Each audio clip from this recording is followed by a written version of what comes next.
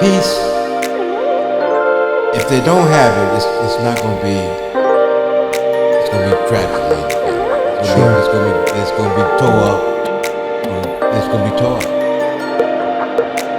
Yeah. Don't listen to them. If that's what you want to be, you go for it. Lord Jesus. Take your time. Forgive me. The reason I'm going back to forgiveness. Sure. Is the questions. I had that curiosity already. Curiosity. If I didn't have it, I would think like my sisters and brothers. I got 5 sisters.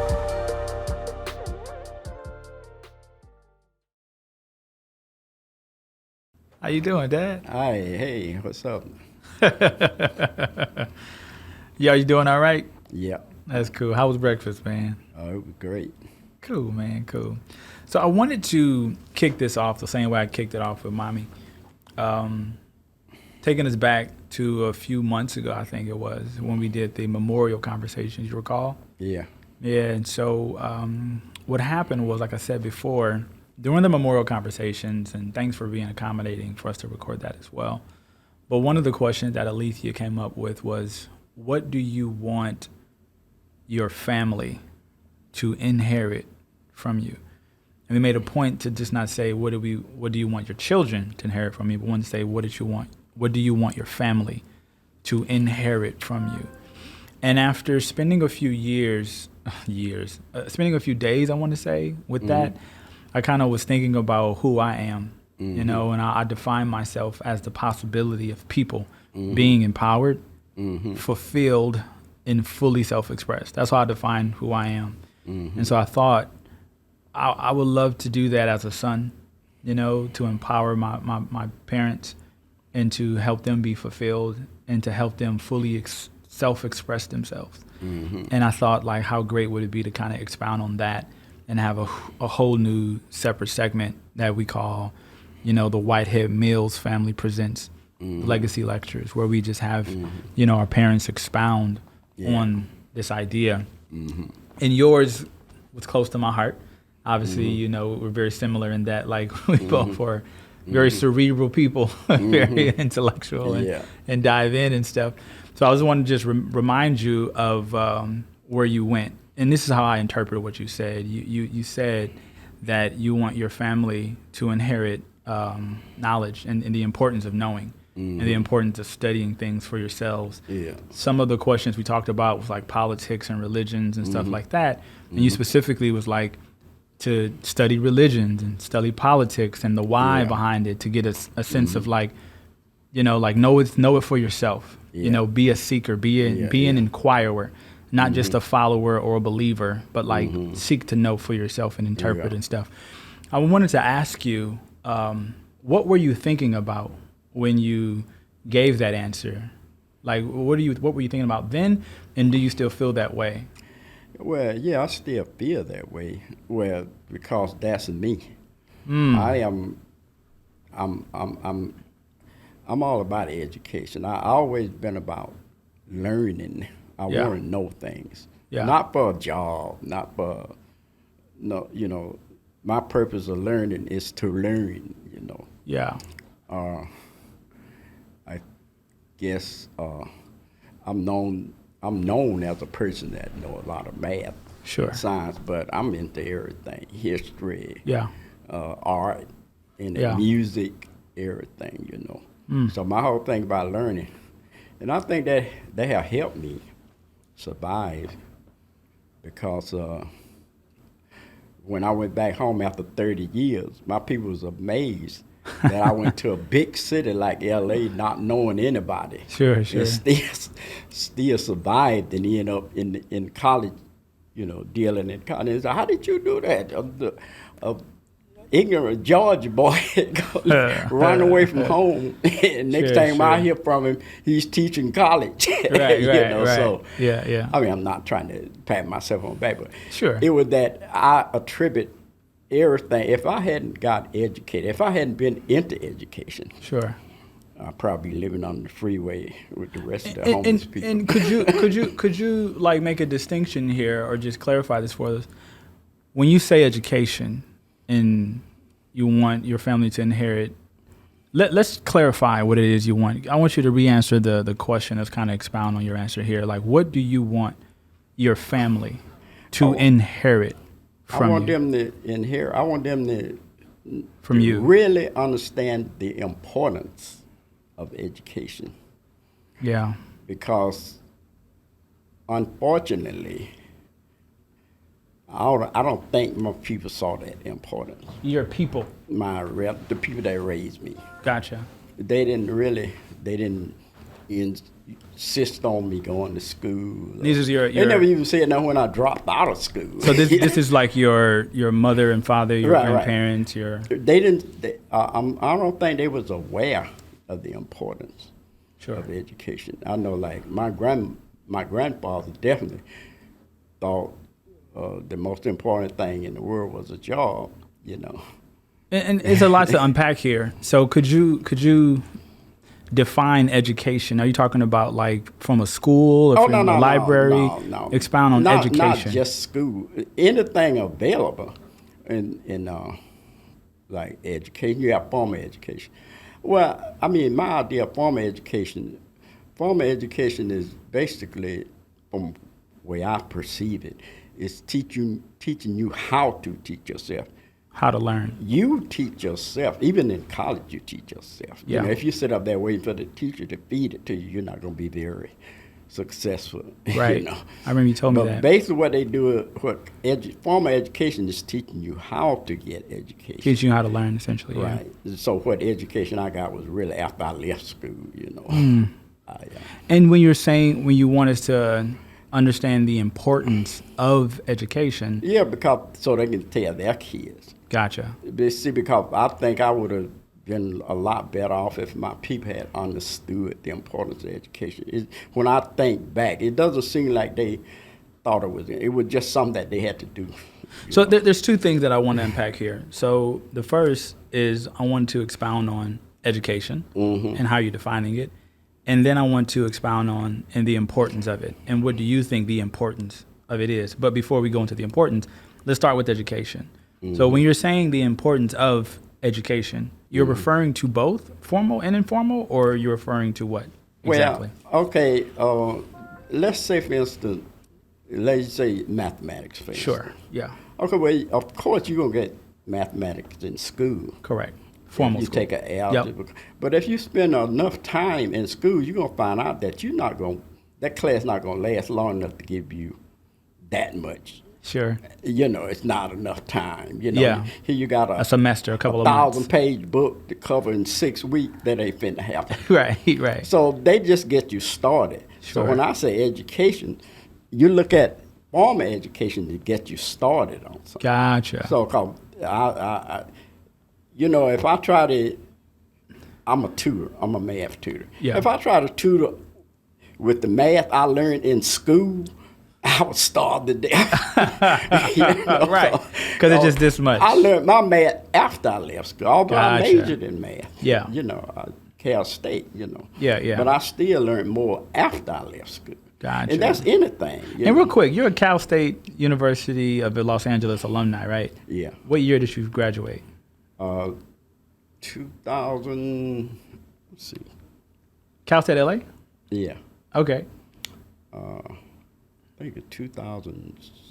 2000? You finished Cal State LA in 2000? No. I'm like, hold up now. No, I'm like, the fuck? 90, something like that. It was in the 90s? Oh, it wasn't before I was born, 85? Yeah. It was after I was born? Yeah. You were born in 85. No, I was going when you were born. Oh, okay. Yeah, I was working on my bachelor's. Gotcha. And you finished in 90-something? Mm-hmm. Gotcha. Cool. Yeah. Okay, so the importance of education, and education you're referring to not just what you learn in school, but after school and just beyond school and just... Well, I mean, in my opinion, it should become part of your lifestyle. Education, that's part of you. You know, you don't just get out of school and never pick up a book. Yeah. You know. So education in terms of like politics, sociology, mathematics, business, history, anything, just the important. Now, you're lucky now because you have internet. You got Google, you get the right thing on it. Now, a lot of that can mislead you too. And then, so stopping that now, I think we got education now. Like what are you referring to? The importance of education. We got education. Mm-hmm. Let's expound on the importance of. What is the importance of education? Well, first of all, you have more avenues open. Let's say you have a job. Let's say, for instance, you have a job. Let's say you at the post office. Sure. Well, nothing. Let's say you're electronic assembly. Let's say that's it. Yeah. And you stay on there for 15 or 20 years, and you get laid off. Sure. Well, that's what they call a lot of people to go poster, because that's all they know. They don't have no other place to turn to, Right. And so that's why I say you expand your education as much as you can, so you won't get caught into that position that this is all I can do. It's all I know. My life is over, Yeah. Somebody call you in the office, hand you a check, and you go home and get your gun and come back and shoot the guy. Shit. Because he just ended your life. Yeah. You have to have. So, boy, I remember when I always like to read. Yeah. So yeah. You read this morning at breakfast. One time I decided I wanted to. I like read before breakfast. I wanted to be a writer. Yeah. I wanted to be a writer. I remember that. And I took correspondence courses in writing, and I was studying. And people say, "Hey man, what you doing that for? You gonna get a job? How you gonna get a job?" I would just waste the time basically. Sure. But anyway, one night a guy had got me to take him to. He was a maitre d' he was a host at a bar, Maitre d' restaurant. And I took him, and he didn't have a car. So on the way back home, I got into a conversation with a guy. Yeah. And we started talking about Edgar Allan Poe. Yeah. And then we went from there to Hawthorne and everybody else. And then we got to the house, the guy said, "Man, you sure know a lot about books." I said, "Yeah." He said, "How would you like a job as a book reviewer for my newspaper?" And I didn't even know he had a newspaper. Wow. But this is an example. Yeah. Of you learning something. Yeah. You don't know what's gonna happen. Gotcha. You don't know what you're gonna do. That was the last thing I expected. Yeah. Somebody to offer me a writing job on a newspaper. Yeah. But and you took the job? Yeah. Oh wow. But that was years ago. Yeah. And but whatever happened? Well, he died. Oh, gotcha. He went out of business. Yeah. He had what was the name of the newspaper? It was California Entertainment Guy. Oh wow. Yeah, and he had California Entertainment Guy. There you go. Yeah, that's random. And I was writing book reviews. Oh wow. Yeah, I got a chance to go to some plays for free. What? So you read the book and you gave a review. You read a book. Yeah, and I go to the plays and give a review and all that. Wow. And the same thing happened when I first started Trade Tech. I did the same thing at Trade Tech. Wow. I wrote for the Trade Tech newspaper. Oh wow. Random. Yeah. And so tell me this, like when you thought about what did you want your family to inherit from you, I'm curious, like, I know that's who you are, but like, were you thinking about any particular family members or grandchildren at all when you gave that, or how did you process that for that to be your answer? Like, walk us through your thought process. I think on the importance and all that. I think what it is that when I was raising my older kids, I know. And this is Jessica. This is Junior. And Bill and Woody. Yeah. They, when I would come into the room, they started looking at each other laughing. Yeah. I said, "Why are they doing that?" And they said they knew what I was gonna start talking about. He gonna start talking about education. He gonna start talking about Trade Tech. Wow. But what I'm saying is that it wasn't that I was trying to force them to go to school. I never even had to ask my kid. That was just a conclusion. Sure. But what I'm saying is that they saw that it was so important to me. Yeah. That it's just that that was just the next stop. It was no question about what they were gonna do when they got out of high school. Wow. That was automatic. That was just like going to the 13th grade. Yeah, I got you. Yeah. So what I'm saying is that, and I always had books all over the house. I always had a lot of books around. I was always remember reading. you gifted Mary and Martha encyclopedias when they were like and I 4 or always 5. going to night school. Yeah. And even now, you just tutored and said like that. You always tutored. Yeah. And Betty, it was always school. So we never had problems with getting our kids to go to school. Right. And I think that's the big problem with kids. They don't want to go to school. They get out and that's it, And they stop learning. And all the education stop. Wow. So it's just that. And you felt like when you were growing up in Georgia, I didn't have that. For some reason, they just stopped. I guess it was just, I was lucky enough it was just, I had that curiosity already. Curiosity. If I didn't have it, I wouldn't. In fact, like my sisters and brothers, I got 5 sisters and 1 brother. Yeah. Only my brother went to college. Really? Do you remember the college he went to? Morehouse. Your brother went to Morehouse College? Yeah, Divinity. Yeah. Oh, school. Yeah. Which one is this? Sammy. That's right. Yeah, he's Morehouse. Yeah. Oh, fascinating. In fact, I think. Was it ITC, the Interdenominational Theological Center? I don't know. All I know, it had something to do with Morehouse. The AUC. Oh, okay, cool. All right. But anyway, he went. Sure. But he was the only one. None of my sisters went to college. Gotcha. Fascinating. My 5 sisters. Estella and them didn't go to school? Oh, wow. After high school, that was it. None of that I know. None of my cousins. And then in terms of education after, there was no like formal or informal once education. They got out of high school, that was it. No certification that you're aware of, or none of that. They just kind of stopped. Yeah, and I wouldn't want that. It just was entertainment, no more education. Yeah. Well, it was like work, But I didn't. Fascinating. I don't want that to happen. I would never want to see that happen, in my family. I hear you. I don't want my kids to think, well, once I get out of the 12th grade, I'm gonna get a job and I'm through with these books forever. I think that's the worst thing ever. That's not a good way to look at life. Look at life, Fascinating. Unless you happen to be a musical genius or something or like athlete that. or something. Yeah, athlete. But to just throw your books in the corner once you leave school. Yeah. I don't think that's a good idea. Damn it. It's beautiful. Yeah. And I didn't do it. And like I said, if I had that attitude, I wouldn't be able, I make a living. I've been making a living for 50 years teaching people chemistry, physics, math, and stuff. I wouldn't have been able to do that. Yeah. If I'd go, and nobody encouraged me to do it. Yeah. I just did it. But everybody's not like that. Yeah. Everybody don't have that kind of motivation.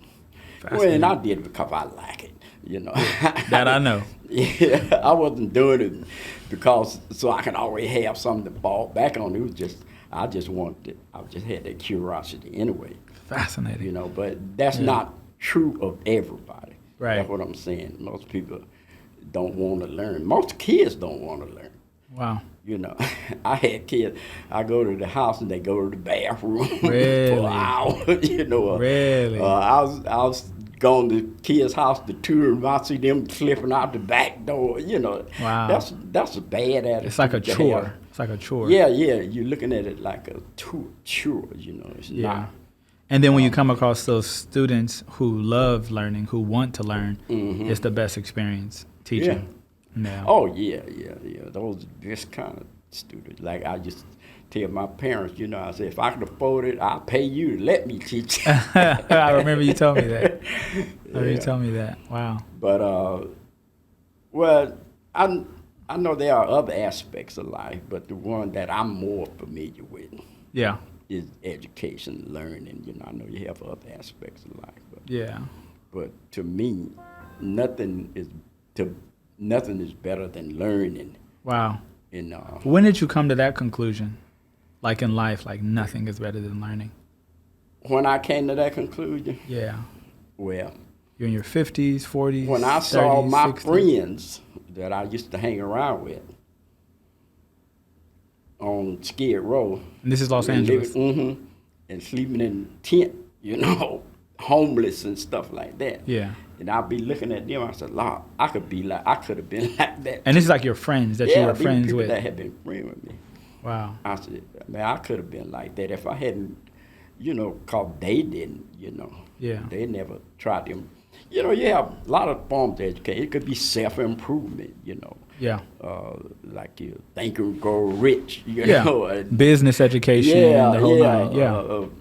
30 days to a more powerful vocabulary. How to win friends and influence Dale people. You know, all of that. Yeah. Personal development. Know, always work on yourself. You know, not just, well, I'm out of high school, I got a job, this is it. Yeah. You come home, watch TV every night. And, entertain. And what little education you got. That's it. Eventually that ought to go away. Because we're going to be pinned down to that, what you are doing. Yeah. And if something happened. To that. Yeah. You go. Postal. Yeah. Yeah, that's when people go postal. Yeah. You know, and that happened. Yeah. It's funny that you say that because like that's been my big thing. Like when I went to college and then after college, my library is very robust and I encourage people to read. I'm listening to audiobooks like multiple times a month, different ones. I share them with my different friends. And actually, I don't know if you know, but we have a family library. Alethea and I created like a family archive where I have a family curriculum. Then I have a family library with that's part of the curriculum where it's different books and stuff about, most of them are personal development books or they're autobiographies or biographies about African-American millionaires pre and post-emancipation, like shortly after emancipation in the 1900s. And just stories about just like people kicking ass and taking names economically specifically. And then books on personal development and shit. So like to your point, I think the archive exists. I think what I'll do, I'll talk with Alethea about naming our family archive and curriculum after you. After me? After you, to just honor and show respect to what did you want your family to inherit from you, and it'll be that curriculum. And I'll go through the curriculum with you, and we can add some books in there that you want the family to be sure to put in their curriculum as well. I'll do that for you. I'll talk to Alethea about that for you, about doing that as a way of just honoring, you know. For sure. So well, that's all I have to say. Is education is it, you know, and it's your attitude toward education, not so much education itself. It's your attitude toward education. Yeah, and what is the most, what is the most effective attitude towards education you found? Well, you can't go by me, because to me it's just flat ass fun, you know. you know, like I love it, you know, but I can't ask nobody else to love it. Right. You know?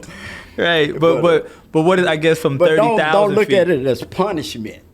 Don't look at it as a stumbling block, as an obstacle. You know, that's wrong at it. When you see students and younger students and people adopt that attitude, where do you think, from time to time, I'm sure there's countless reasons on why that is, but where do you see the most common reasons why a child will adopt that? Any different. Gotcha. Because that's where they get it. Nobody ever told them nothing different. They just come to that conclusion themselves. I mean, nobody gonna sit up and tell it. Very few people gonna sit up. Well, I heard them say it though. I mean, they had sayings when I was a kid, like, you just an educated fool. You know, I mean, wow. You know, it's an oxymoron. You refer to a person that's going to school. That's an oxymoron. You're going to be an educated fool.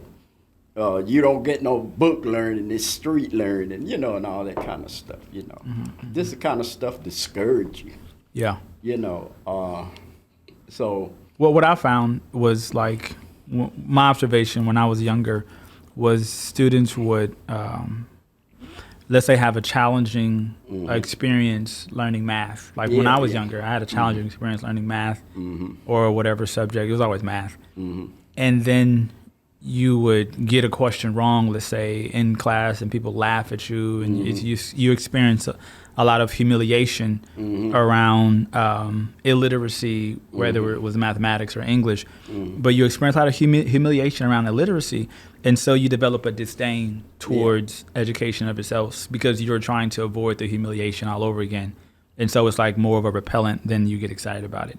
But then when you start kicking ass and taking names and you experience appreciation and approbation, you're then develop an affinity towards education, and you want that experience all over again.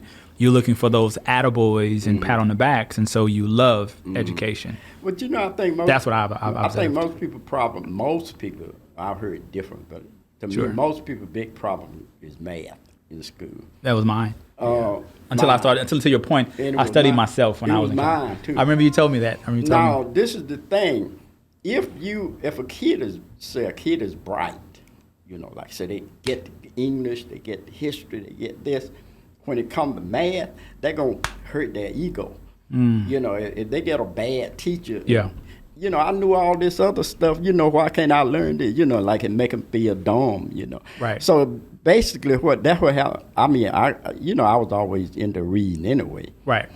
I could read before I even started school. That's fucking insane. And so, when I hit the math, it tore up my ego. And I avoided it because it made me look dumb. I remember when you told me that, I was like, oh my God, I had the same experience. Right. But then I developed, I'm an investment banker, I work in finance. So eventually, but you majored in math. So eventually you went towards the pain. You know, I regretted not falling in love with math when I was in high school. Yeah, same. Yeah, because I saw what I was missing. Sure. You know, got you. But I happened to get some good teachers. Yeah. And I had one teacher, in a way he was the worst teacher, but he was the best in a way because he encouraged you to do it.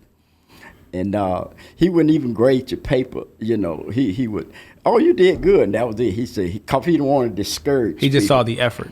And he wanted to encourage the effort. And he taught us not to be afraid to make errors in math, because that's what scares most people. Brilliant. I've known a lot of people. I've had students that I could not get them to do even number problems because they didn't even the answer wasn't in the back of the book. Wow. You know, and he got us away from that. He said, "Oh no, that's the way you learn. Part of learning. You learn math by making mistakes. Yeah, if you ain't making no mistakes, you're not learning. Correct. You know. Yep. And so those are the kind of people that influence you. You know, and that guy his name was Dr. Moxley. Damn. Actually, how young were you when you had him? Oh, no, I was grown. I was full grown. I was at Trade Tech. Gotcha. But he was an engineer. Yeah. In fact, he wanted to help develop the guardian system to the moon. Wow. You know, when they do the Black History thing, he'd be mentioned on that. Oh, shit. Yeah, James Moxley. Fascinating. Wow. But that really inspired me a lot. You know? Yeah. But so if you get the right teacher, somebody that inspire you, you know, that's what I call a great teacher. Yeah. Somebody that not just teach you or show you, but to inspire you to do it yourself. You know, make you want to learn it. See, that's my goal as a tutor. When I get a student, my first thing I want to do is make them want to learn it. I want them to want to learn it. Try to is there a way or something that you want to, you know, because again, this idea is that these recordings and this lecture that we're doing, legacy lecture or conversation, we may change the name because it's just not a lecture, obviously, it's like a dialogue, whatever. Oh, yeah. Yeah, but the idea here is that this is permanent and it's going to go on our family archives. Essentially, it's going to be uploaded to YouTube where everybody's and the family's going to be a chance to see it. And this is going to outlive you, and it's going to outlive me, and hopefully it outlives Akil, and on and on. We're going to just continue to this is like a eternal kind of permanent thing. Is there something regarding inspiring your progeny and your children's to want to learn that you want to like, but there's something you want to like say or encouragement you want to like give or share in terms of inspiring them to want to learn, or how do you work with your students and stuff? And you know, I thought, you know, when it comes to science and math and physics, chemistry, yeah, I mean, people don't sit around every day talking about that stuff. You know, you talk about other things. you don't sit. But what I'm saying is, when you come to it, it's like a disconnect between that and everyday life. I hear you. People can't see chemistry, physics, and math. They can see that as everyday life. Although you're looking at it every day. Like this is physics. Yeah, this you chemistry. Yeah. You are chemistry. This sound equipment we're using is like science and physics. But to them, it's something separate from them. Yeah. So I think that's the main way to get somebody involved in something. You got to get them to see where the applicability. It's not an abstract thing that somebody's punishing you with. Wow. You know, it's something. It's you. It's the world. Everything you see, geometry. Everything you look at is geometry. Yeah. You know, chemistry, physics. You know, the way the sound is traveling through the mics. But the thing is to try to make it a personal thing. Yeah. You know, cause that's the way I got into math. I really didn't, believe it or not. You know what got me into math? Got me really interested in math? What? Word problems. Huh? Because it made it real. It made sense. You know, now I know why I'm learning. Gotcha. You know, and you know, like the butt naked math was like too abstract. It's too abstract. You but can't the word problems make it real. You know, and I had people say, you know, I had another one of from my childhood quote people used to say, I just need to know enough math to count my money. Yeah. You know, like in reality, how much money, you must not be planning on making much money. If you can count it. If you can count it. If you can count it with your basic arithmetic, you're not planning on making much money in your lifetime. Oh, shit. I would click your glass if you had a drink. That was funny. That was dope. Yeah, no, I get that. Anyway, if you can see where this stuff applies to you. Chemistry is not just something that you go to Southwest and study. Sure. You know, and Southwest is a college here in Los Angeles. Yeah, it's your headache when you get a headache, when you get a stomach ache. You know, that's chemistry. That's you. Biology. That's in you. These are chemical reactions that's going on in you. It ain't something that you go to UCLA. That's some way out there in UCLA. Gotcha. It's in you. It's you. Yeah. You are chemistry. Fascinating. You know, so that's what I'm saying. It's the same thing with physics. Everything. And then politics as well. Like politics as well. It's all like political science and all that. And understanding human being and motivations and deceit, greed, envy, embarrassment, humiliation, manipulation. You know how a lot of people teach politics? How? Shakespeare. Oh my God! Yeah, very much so. You wouldn't think they had nothing to do with it. Oh, but it's everything to do with politics. Yeah. Everything. Yeah. Right. Yeah. Two or more people come together, it becomes political. Right. Yeah. Mm-hmm. Influence, manipulation, charisma, all that shit. Yeah. That's how. Sociology. Yeah, right. But that's how I got a lot of my understanding of politics. Really, was from Shakespeare. Yeah. The reason I said that because his literature, you think a play or something like that, and then you're gonna put that like it's two totally separate things. Correct. It's not that. Most things are not that separated. Sure, most things are all connected, interrelated. Yeah. I think that's how I succeeded. Finally, I succeeded in math, primarily in math. Yeah. Because I wouldn't look at a math problem in a vacuum as 13 steps. You know, I would look at it as 2 steps or 3. I would try to break it down. You can't look at it as a whole lot of stuff. Yeah. You know, a lot of rules, you know, a lot of people say it's the rule. What you have to do is like break it down. Yeah. To, you know. I think it was Einstein who said, if you can't explain it to a 6-year-old, you don't understand it yourself. Right.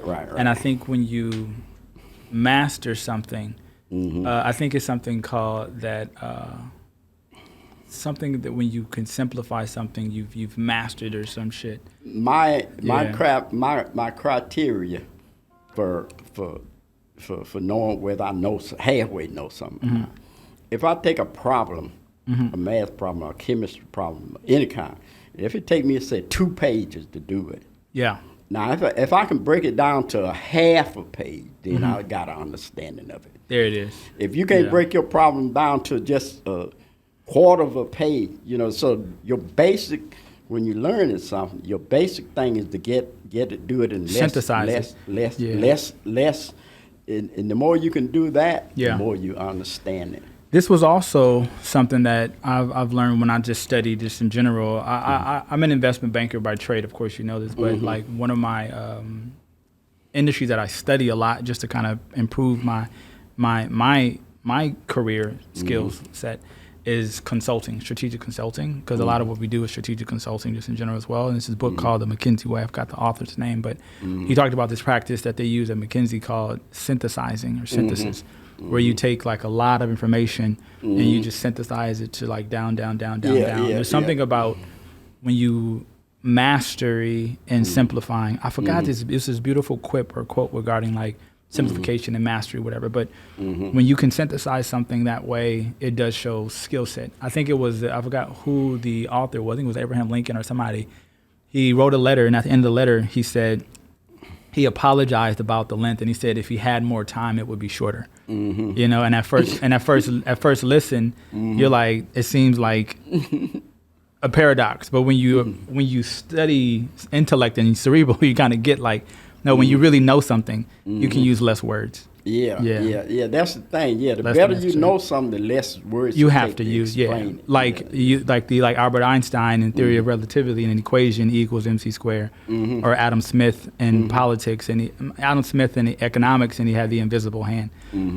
Something super robust and complex, but in the invisible hand, or E equals mc squared, like something so big and broad, but he simplified into a few words and stuff. Yeah, I get that. That's why a lot of your philosophers and stuff have the idea that it's already in you. You already know stuff. You just uncovering remembering it. Yeah, just remembering. Yeah. That is a thing. Even that was a Socrates. So. Yeah, it's that in life you're just remembering. Yeah, you're not learning anything new. You're just remembering things you've already forgot. Because that came from another idea, though. That came from what they call it, Thales, Miletus. No, you know this motherfucker. Well, anyway, transmigration of the soul. There it is. I've never heard that, but that's what they thought. They felt that everybody have already been alive before, and all that knowledge is there. Yeah, I seen this beautiful. I mean, I don't think that way now. I do. But it was this beautiful idea of this beautiful like Eastern philosopher dude. He was like, "Do you know any dead men?" And then he was like, "No." And he was like, people who are alive, people who are sick, and you've seen dead bodies, but you've never known a dead man. He was like, because death is actually an idea, some bullshit that doesn't exist. We're just alive, and we just keep on living. And then after we stop, we never stop living. It's just all life, whatever. And I can see that because like if we break down like the human being, right, into like your essence of like matter and then your life situation, right? The essence of your essence is just spirit, and it's energy essentially. And in physics, like the energy situation is that energy is never created or destroyed. It's simply transferred, right? And so when your energy is like no longer in your body situation, it's not destroyed, it's simply transferred. Ergo, the transmigration of the soul. Yeah, pre-Socratic.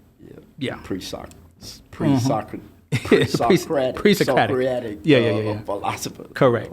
Pythagoras and Theon. But anyway, one of the things I know for sure, like everything that you made of. Yeah. We made of atoms. That was already here. Yeah. Before the earth. Correct. Like they were made in stars. And this is like scientific fact. Like we understand this. So in a way, looking at it, you are billions of years old. There you go. And then if you go down to like what animates these old atoms and stuff, whatever, is the soul situation of the energy that is never destroyed or created, Just transferred. Yeah, transferred. Ergo, quantum physics and shit. Physics to matter to matter. Come on now. Yeah. There it is. Yeah. There it is, which is my thought. But so, I like that. Your gift and what you wanted our family to inherit from you was one of my favorites. I liked it a lot, and it stuck with me like the most out of everybody's. Mommy's was very passionate. My father-in-law's and mother-in-law's was very awesome as well.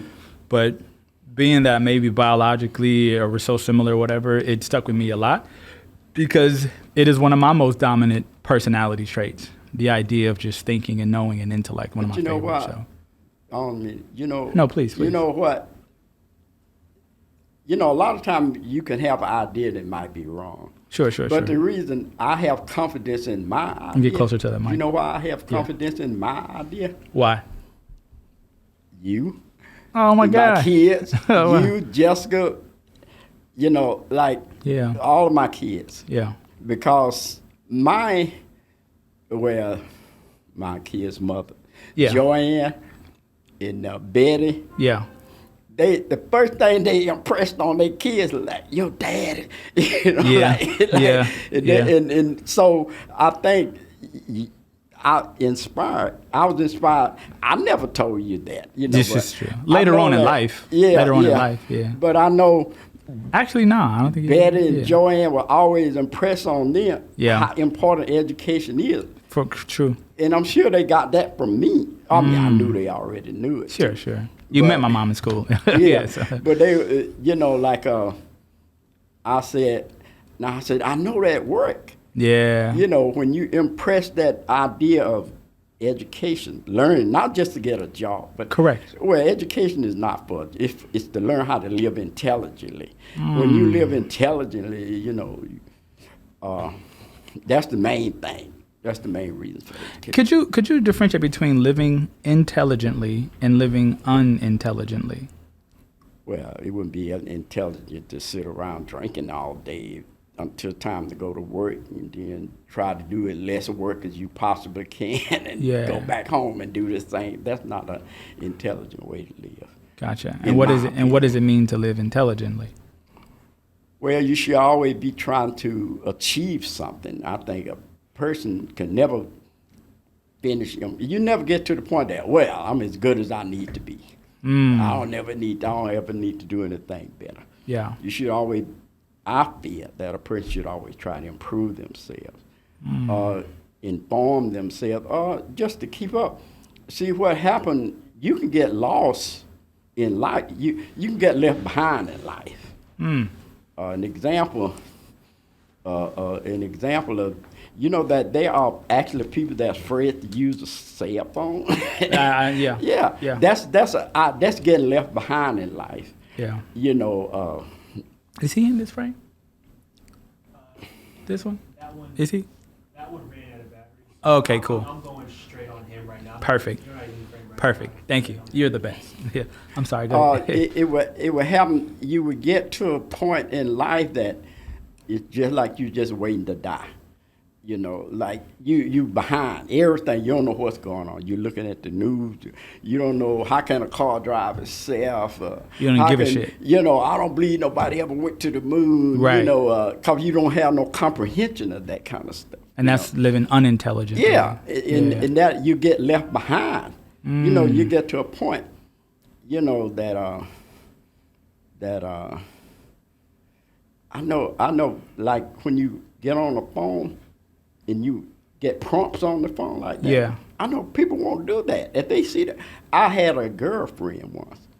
When they started trying to pay, she would catch the bus and go to the payphone company. To go to the phone company. Yeah. To pay her bill rather than to deal with the teleprompter. What? Wow. That's being left behind. That's what I'm saying. Wow. That's why I say education maybe, it's if you don't keep up with what's going on, the world will leave you behind. You don't believe you go to donut shops or coffee shop where you got a lot of old geezers sitting around. Yeah. It's like they hoping the world will come to an end. Or go they back. don't understand nothing. Wow. You don't understand nothing. And things change. Yeah. Things don't stay the same. You can't, because old people like to live in the past anyway. But things still change. It's a whole, like I'm looking today, our to see how much thing. Like that coffee we were drinking was $2.99. Yeah. When I came to LA, a cup of coffee was a nickel. But you can't live in that world now. You can't live in that world. Yeah. And that's what happened to you. If you don't keep up with what's going on, and the only way you can do that is, the YouTube and online and whatever, and learn how to use a computer. People just be shocked when they come in there, see me sitting up in the coffee using the computer. You can use the computer? What's wrong with it? What? I mean, they was amazed because I could use the computer, Wow. I said, no, I'm not the one to be left behind. Wow. And that's what will happen. Right.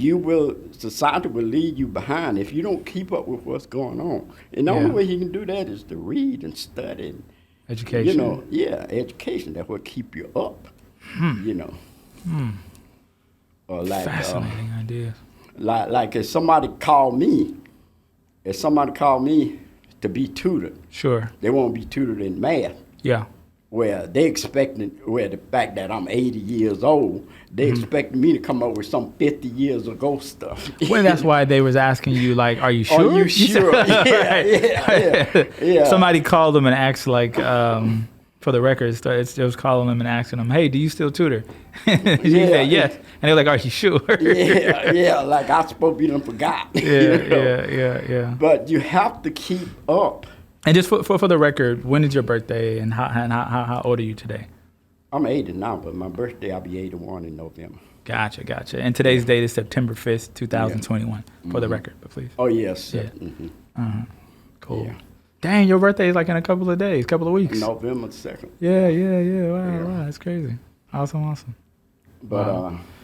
No, but I do want to just, bring this to a close, not to kind of belabor the point, but the idea of encouraging your family to continue to educate themselves and stress the importance of education and the importance being living intelligently and continuing to know, not being left behind. Right. And when you're saying education, you're referring to, the initial education in school, but much broader than school. Yeah. Like school just gets you started.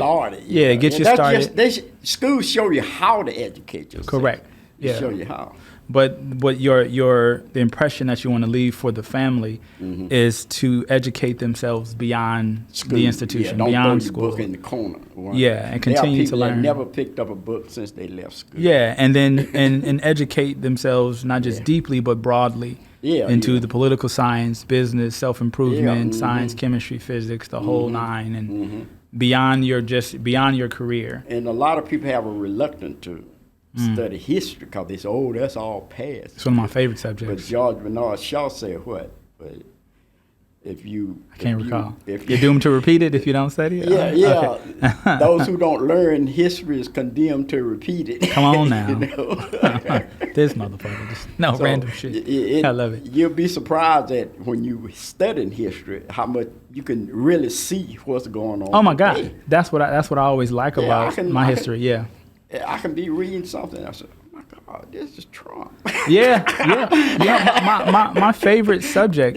So one of my favorite subjects today, recently, is specifically studying about African Americans who were millionaires, like Jeremiah G. Hamilton, the Prince of Darkness, Madam C.J. Walker, of course, Robert Church out of Memphis, and a few of these other guys like Hannah Elias and other women and stuff as well, who were just like millionaires or just killing economically, and studying like their how and their process and their way of thinking, and learning from them directly but indirectly as well, and then seeing today, what do today's African American millionaires go through or pay attention to or ignore, and how they move, and seeing all the similarities that they do. Have you heard of S.P. Fuller? S.P. Fuller sounds so freaking familiar. Is that the guy who did the dome situation, right? He did like the dome or something? No. S.P. Fuller. Damn, that sounds familiar. They talk about him a lot in Think and Grow Rich. Right. Yeah. Napoleon Hill talks about positive him. Thinking Yeah, and stuff yeah. like that. Huh. They admire him a lot, you know. Oh wow. But he yeah. was the black guy. Oh wow. But he started working. He was a salesman, door Sure. to door, selling Yeah. cosmetics. Right. Yeah. Yeah. And yeah. he bought the company. That is he so was awesome. selling for. That's so awesome. Yeah, I sold for that company myself. Oh That's shit. where I found out about it. Oh wow. But so awesome. He that was another. I never hear him mentioned too much, but Really? to me he was awesome. You know. Man, I'll write that down. Goddamn it. Yeah. Yeah. I'm a look him. I'm gonna look him up for sure. For sure. And But you know, a lot of people. I just get into an argument with people, you know, when they were saying suppression, you know, white suppression, black people suppress. It's like, well, I know that. sure. Yeah, I mean, hey, I was born and raised in Georgia, Georgia. shit, How yeah. could I not know it? Come on now. But don't dwell on it. Don't, you know, because that it become a crutch. You know, you get to the point that I can't do that because somebody's trying to stop you from doing it. Sure. You know, now I'm bringing this to this. Please. One person that inspired me a lot, nobody probably never heard of him because he never got rich. He was a black guy. He was a tap dancer. He was on the Ed Sullivan Show 18 times. One leg. Peg Leg Bates. Peg. You ever heard that name? When before? I saw him, I said, now if that man can go on TV with one leg, I'm not going to be talking about what I can't do. you know? Fascinating. Peg Leg Bates. Yeah. And that's one of the guys that really inspired me to say, to get Cain out of your vocabulary. Wow. Yeah. You know, I said, how can this man dance this good with one leg? How can he dance at all? And so watching him, he inspired you to get the word can't out of your vocabulary. Yeah, just the idea that he could do that. You know, that he could, I think he was a dancer already. Sure. But he got his leg cut off. Wow. And he continued to dance. Dance despite his handicap. Wow. And, fascinating. But that was one black person that really inspired me. I said, I can't believe this. You know, I'm sitting there looking at it. He used to be on the Ed Sullivan Show all the time. I can't believe this man with one leg. This reminds me of the story you told over at breakfast today when you mentioned the young woman. The young woman at the church who said her alphabet's backwards. Huh? This reminds me of the story you told this morning over breakfast when you said the little girl in church who said her alphabet's backwards. Oh, yeah. And it inspired you to go back yeah. She could do it. I immediately went and learned my alphabet backwards. You know, I couldn't believe that. You know. And it was so impressive to see that. Yeah. But, you know, a lot of, you know, I guess, I don't know about other people, but most people get inspiration from other people. You know, you look at people, you see them doing stuff. That kind of stuff inspired me. Really? 50. Yeah. You know, like, it's all over. Yeah, you know, downhill from here. I didn't write, it's down here from here. Yeah, I'm half of 100. Yeah. And I was sitting up there looking at Senior Hall one day, and here this black guy came on, ballet, that he would dance, you know, that kind of, where they throw the women all up in the air and spin around. And he had a white lady with him. Huh. And when they got through dancing, he asked the lady, he said, how old are you? She said, 84. I said, I stopped worrying about being old right there. I said, how's that 84-year-old woman going to be dancing? That is awesome. And so, is it a new card in there? Okay, gotcha. That's another thing that will help you a lot in life is to read autobiographies of people. Yeah. Read what they did. Yeah. You see what they did. No, that's the one thing, something that I do now. Like again, like like Jeremiah G. Hamilton, Robert Church, you know, Malcolm J. Walker, and all that stuff. Hannah Elias, all these people. I'm gonna look up S.B. Fuller. I remember hearing his name a lot, and Napoleon Hill, Think and Grow Rich as well. Yeah. But for sure. I used to, all the time I read about people. Yeah. You know, and I mean, I'm the kind of person I can read anything. Sure, you know, but most people, African American would be drawn toward African American. Of course. But to me, it made no, broadly. To me. I mean, with today's time, and I don't know, I just really give a shit about like this I like to get as close to my life as possible, you know, and that's why I'm drawn to African Americans. You know what I mean? To like find out, because you hear a lot of people complaining about what they can't do and because this people are holding them back and all this shit or whatever. I'm like, man, if they was able to kick ass and take names back then, it's only getting better. Oh, I mean, come on, yeah, y'all. you can't get no. Yeah.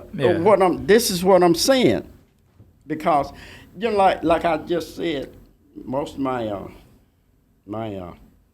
relatives, family, yeah, in Georgia. I hope they don't hear this thing. Oh no, they gotta hear it. No, they're going to hear this. Didn't get that much education. Sure. That I know of. Yeah. Well, if you go to my up farther back. Sure. Like my grandfather. Yeah. And my aunts. And my great aunt. They was educated. They all had college education. Damn. Word. Yeah. Do you know what college some of them went to? Mm-mm. But I know they bachelor's degrees and stuff. Yeah. Wow. I don't know whether they got degrees, but you know they had them. Yeah, like my first teacher was my great aunt. Shit. I mean my father's aunt. That was my first teacher. Wow. And then my aunt, my father's sister. Yeah. They had college education. Wow. Yeah, I know they used to talk about Fort Valley State. I used to hear them talking about Fort Valley State. What was your great aunt's name? We used to call her a sister. Oh, okay. I'm trying to think of her first name. I know her last name was Solomon. Oh, wow. It was Idella Solomon or some Solomon. That's funny. They used to call her Miss Solomon. Yeah, and then your aunt, what was her name? Lucia Ross. Well, I be damned. That's pretty cool. I think she died about a year before you came to Georgia. Oh, really? Oh. Yeah. Like 2002? Mm-hmm. Yeah. She taught high school. I mean, they taught the lower grades. You know? Sure. So I think she taught like the first grade. Cool. And then I had what is her first name? Anyway, it was Solomon. Her last name was Solomon. Gotcha. And she had she taught first. Well, when we was in the little red schoolhouse, she taught from the first to the fourth grade. This was in Flovilla. Yeah. But then when we got into the bigger school, she just to the first grade. Cool. Well, Pops, I want to wrap this up and kind of bring it back to like giving you closing statements and words and stuff and just reminding you who will see this or who will have the opportunity to see this. Mm-hmm. We're going to, cut this down, obviously edit it and upload it to YouTube and allow certain family members to see it. And Alethea and I are going to give it as a gift for our 1 year wedding anniversary. And this, again, hopefully outlives me, you, Akil, and so on, and our children's children, so people can get a chance to really know and understand you, So by all means, I want to just kind of give you the floor to kind of just wrap things up with what do you want your family to inherit from you. I think it was absolutely beautiful in terms of like encouraging them to understanding the importance of education beyond the schoolhouse and all that stuff, whatever. Yeah. So by all means, however you want to close, by all means. Well, that's all I can say, is I think the best advice I can give a person is to not just, definitely go to school, get your formal education. Sure. College and all. Yeah. But don't just stop there. Yeah. Once you get out of school, because you got the internet, you got everything to keep up with what's going on. Yeah. Because otherwise you're gonna fall behind. Society gonna lead you. Yeah. You don't want to get to a point that people got to convince you that man landed a robot on Mars, and you're gonna sit up there and argue with them because you don't understand the physics and astrophysics, and you don't have no rocket idea science about and the, shit. Escape velocity and inertia, how things can move forever. And you think the world is flat and all that shit. You think the world is flat. And nobody ever been to the edge of it, These motherfuckers, yeah. But you don't want to get in a position where you're scared to use a cell phone and technology. Touch tone phone, I've known people that wouldn't even use a touch tone phone. They had to be rotary. You can get left behind and you become bitter All you can do is sit up and complain about young people. Wow. And how crazy they are because you don't understand them no more. And every generation has that. Yeah, when you start worrying about how terrible the world is and how crazy the world is, and believe me, the world is in a lot better shape than it was when I was young. Come on. You know, you had to write somebody a letter and wait 2 months to find out from them. When now all you got to do is call them. Yeah, text them or something. Yeah. You know, things is a lot better. Sure. But if you don't know, if you're not keeping up with what's going on every day, you're going to get the impression that the whole world is going crazy and, you know, it's like education, wow. It's more crime than ever, you know, and it seems like that, but look at how communications, you know, let me give you an example. Please. When I was a teenager, James Brown, Little Richard, we didn't know nothing about what they were doing. Unless they got arrested or something. Now, if Tupac, not Tupac, you know, if Beyonce stumble or JJ, if they stomp they toe, everybody gonna be on TMZ, SF, you know. So everybody's in touch now. Yeah, you know what I'm saying? Everybody know what everybody's doing now. Gotcha. You know, and people think, but if you wasn't keeping up with it as that was happening, right? First you had the eyewitness news, and I even used to complain about eyewitness. What are they talking about movie stars for? All the time, you know, and you get like Good Morning America and stuff like Morning that. Joe and all that. This kind of stuff make the world smaller. Small. Yeah. Now, if you're not in that, you know, pop culture. Yeah. If you're not into that, you think the whole world is crazy. You sit around in the coffee shop with your friends talking about how crazy things is. Wow. And actually, it's not. Things is a lot better. Fascinating. To me. Yeah. No, that's fascinating. Yeah. Wow. It's a lot better. Beautiful ideas. Yeah. Beautiful ideas and a beautiful legacy.